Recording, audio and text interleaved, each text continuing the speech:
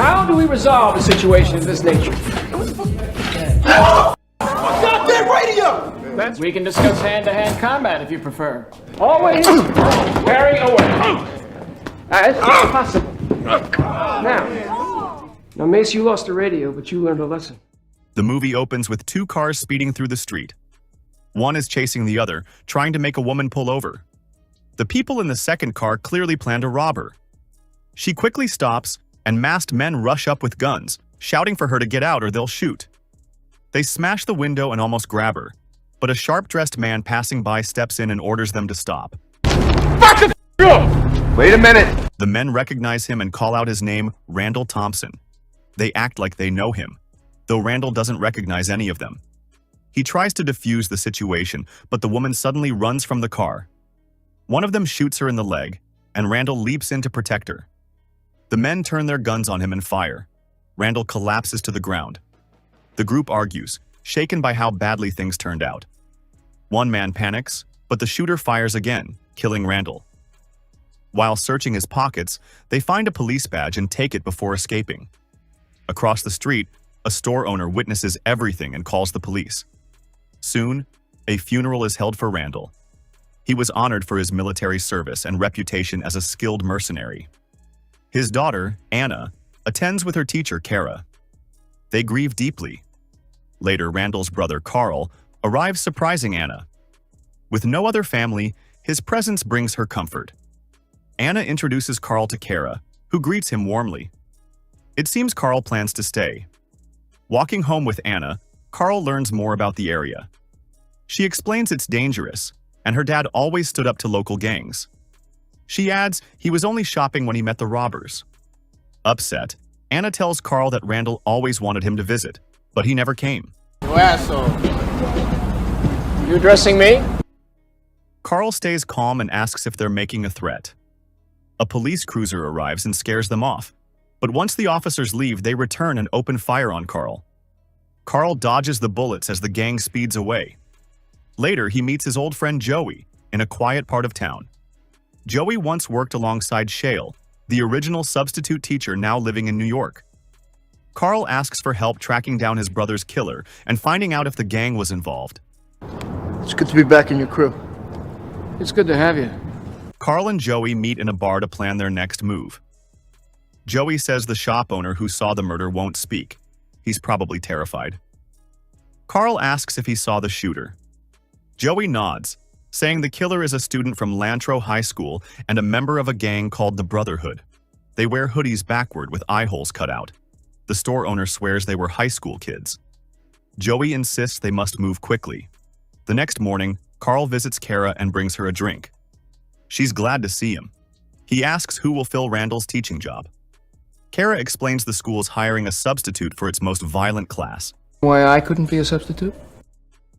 Kara hesitates but tells him to get certified, promising she'll help him apply. The next day, Anna heads back to school for the first time since her father's death. She reunites with her best friend Danny. Meanwhile, Carl arrives at the school searching for the registrar. He meets mechanic teacher Warren Drummond, who offers to help.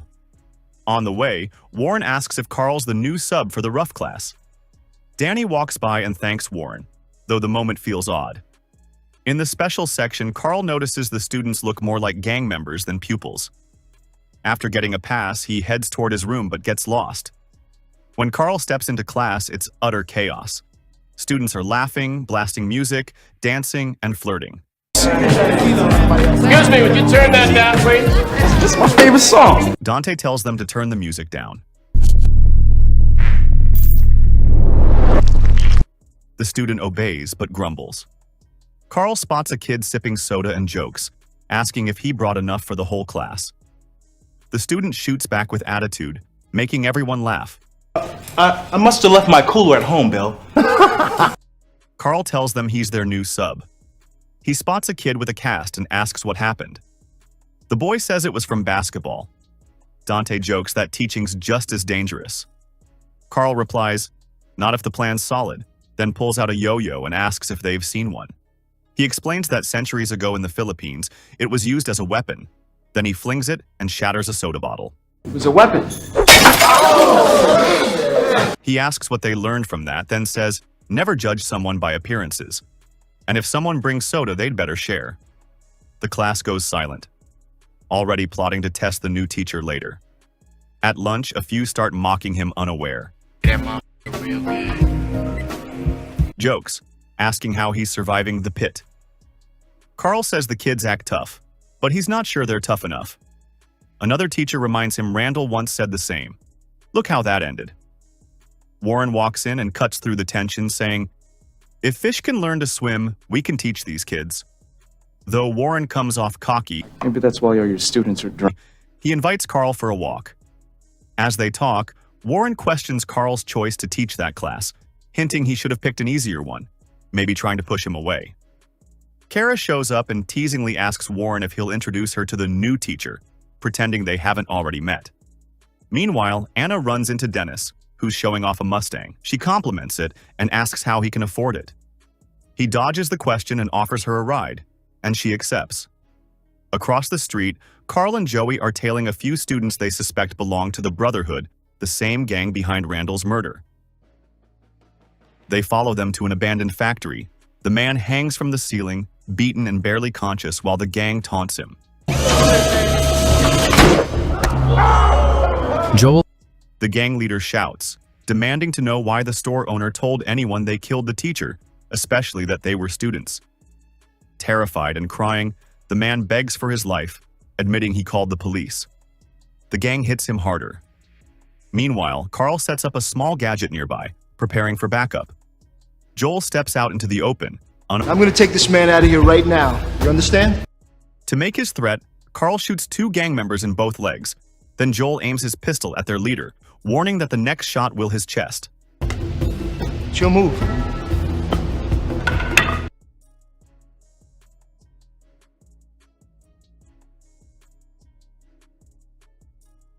Seeing they're about to lose control, the gang's leader quickly gives in and frees the man. Joel helps him outside and warns the others not to move until the red dots vanish or they'll be shot. The gang freezes while Joel walks off calmly. Later that evening, Anna and Dennis share a kiss in her room. She likes him but doesn't want things to go too far. When Dennis asks why, she dodges with a joke.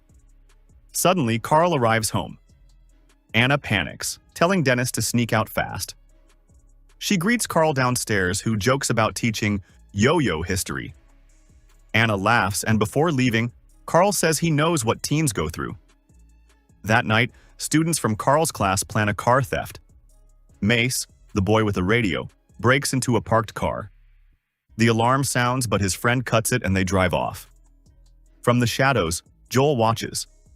Elsewhere, Carl spends the evening with Kara. They drink and talk about his past. Carl admits Randall wasn't just his brother, but also his partner. They were mercenaries once.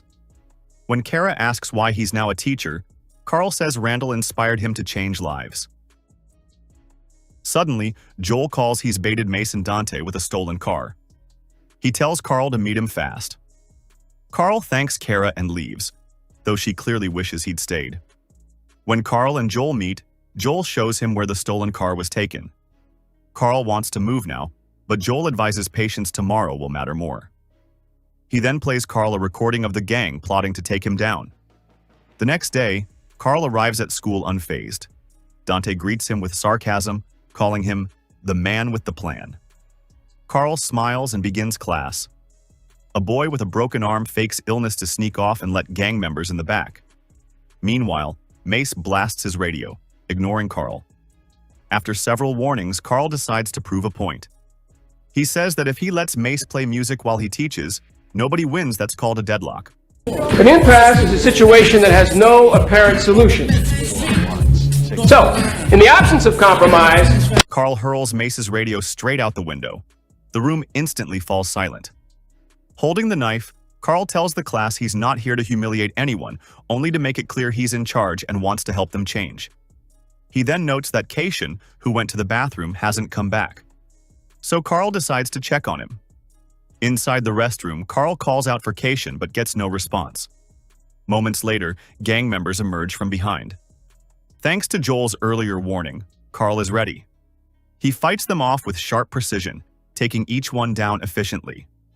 Back in class, Cation hears the noise and grins, telling everyone Carl's probably getting beaten up. But Mace stays quiet, still thinking about Carl's words. In the restroom, Carl finishes the fight, pinning one of the attackers. He demands to know if the boy killed Randall Thompson. When no answer comes, Carl straightens his tie, adjusts his watch, and stays calm. Just then, the janitor from before steps in, clapping slowly. He introduces himself as Jonathan Barty and praises Carl's fighting skill. He says he hasn't seen moves like that since Vietnam and recognizes them as Green Beret techniques. Jonathan explains he served in the 1st Battalion in 1971 and 72, and he's certain those men weren't real students. Someone must have let them in. He looks Carl in the eye and says quietly, "You're no ordinary teacher." I'm on a sacred mission. God damn it, I knew it. You undercover, ain't you? Carl returns to the classroom as if nothing unusual happened. The students stop whispering and stare. Kashan is now the center of attention, laughing loudly and acting like nothing's wrong. Carl walks in calmly, straightens his sleeves, and asks if everyone's okay. Then he turns to Kashan and, with a small smile, says, Force versus compromise. When class ends, Carl asks Mace to stay behind. He begins by asking if the radio was expensive. Mace shrugs and says, "A little." Carl tells him he believes he's smarter than he lets on and can still change his path. But Mace snaps, asking what Carl could possibly know about his life. He reveals that his father's in prison, his brother was killed, and his mother disappeared years ago. The gang, he says, is all he has left. Carl listens in silence, then replies calmly, "You've still got choices. You can build something different." Mace looks away, hurt but defiant. He hands Carl the yo-yo back and walks out without another word. Later, Kashan and his friends sneak back into the bathroom, expecting to see the aftermath of the earlier fight. But everything's spotless. No broken tiles, no blood, nothing. Kashan swears Carl fought the gang there, but his friends laugh it off, thinking he's making it up. That evening, Carl meets Jonathan in the basement. Jonathan shows him his small living space filled with old military memorabilia, medals, maps, and weapons. Carl studies them, impressed by Jonathan's discipline and service. As they talk, Carl admits the truth. He's hunting the people who murdered his brother, Randall. Jonathan nods, saying he's heard strange things at night, voices, footsteps, people sneaking in when they shouldn't. Every time he checks, they're gone. From there, Carl peeks inside and sees Warren and several students working on cars, chopping, repainting, and stripping parts. He quietly returns and reports that Warren is running an illegal chop shop, breaking down multiple stolen cars each week and selling the parts cheap. They estimate he's making over $100,000 a month. Just then, Warren gets a call from Dante. His face hardens as he listens. The police found one of their stolen cars and there was a chase. Then he says grimly, "Mace didn't make it. He's gone."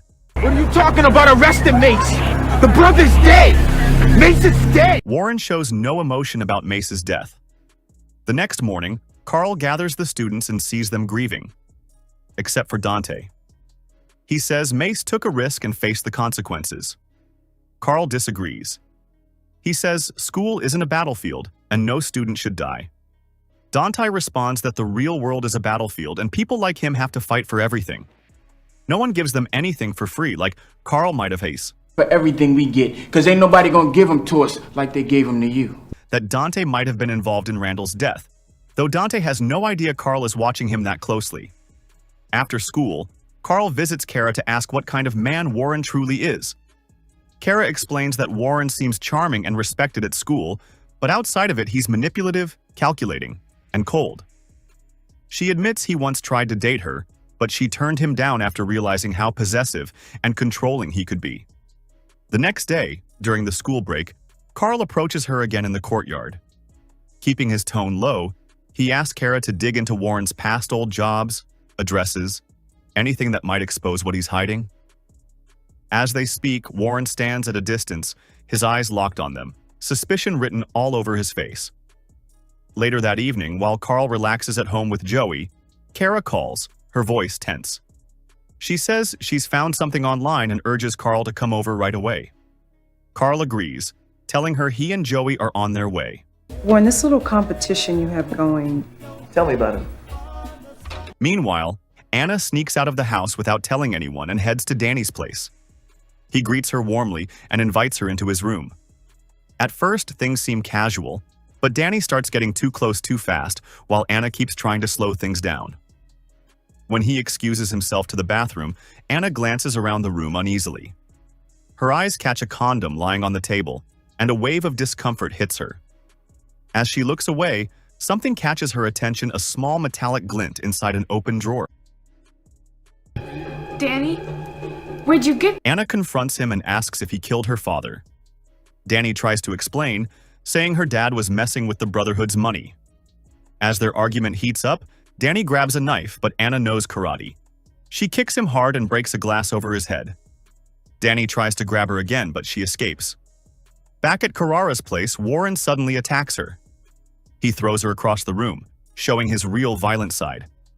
He accuses her of working against him and punches her several times. He wants to know what Carl is really up to. Finally, Kara tells him that Carl is Randall's brother. This is brother. Kara tries to sprint upstairs, but Warren is relentless. He chases her down, striking her repeatedly. Fear and fury collide in a flash of violence, and then he fires a single shot. Kara collapses instantly, lifeless on the floor. Warren steps back, catching his breath, and turns to his men.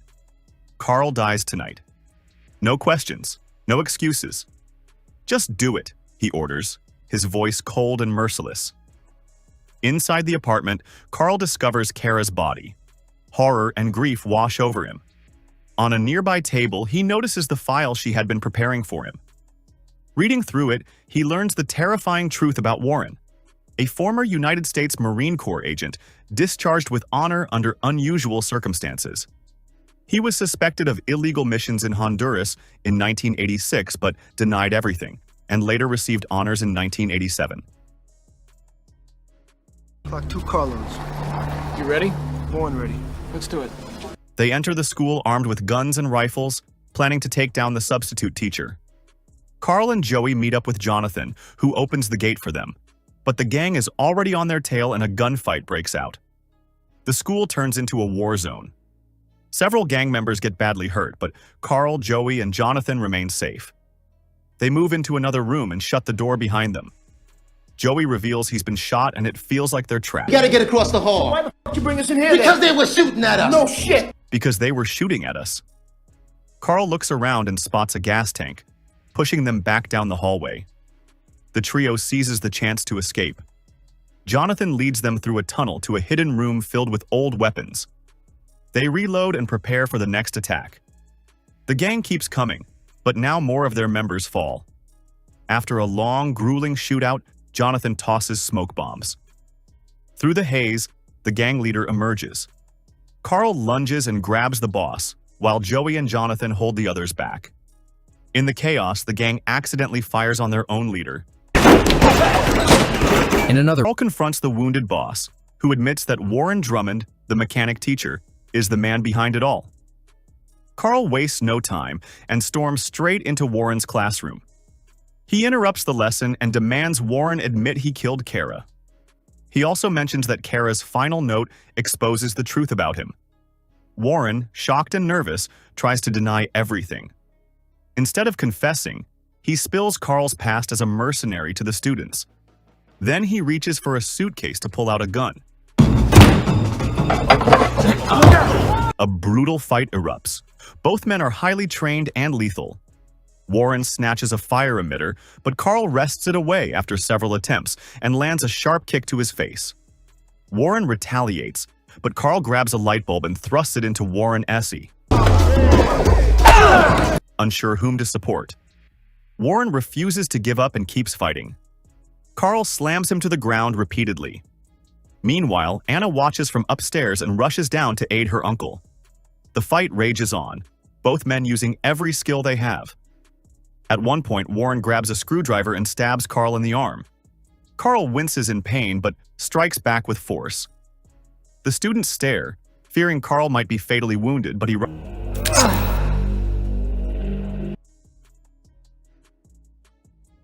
Finally, Carl drives a fatal stab into Warren's stomach, ending his life. Everyone watches in silence. No one mourns Warren.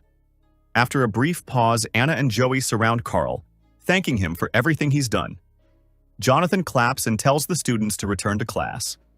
The ordeal is over. As everyone walks away, Dante shows a rare gesture of kindness. Carl thanks Joey for standing by him through it all. Later, Carl and Anna visit Randall's grave. They leave flowers and his badge. Anna tells Carl she's keeping the house and invites him to stay, but Carl says he's proud of her and must move on. They share a heartfelt hug, and the movie ends.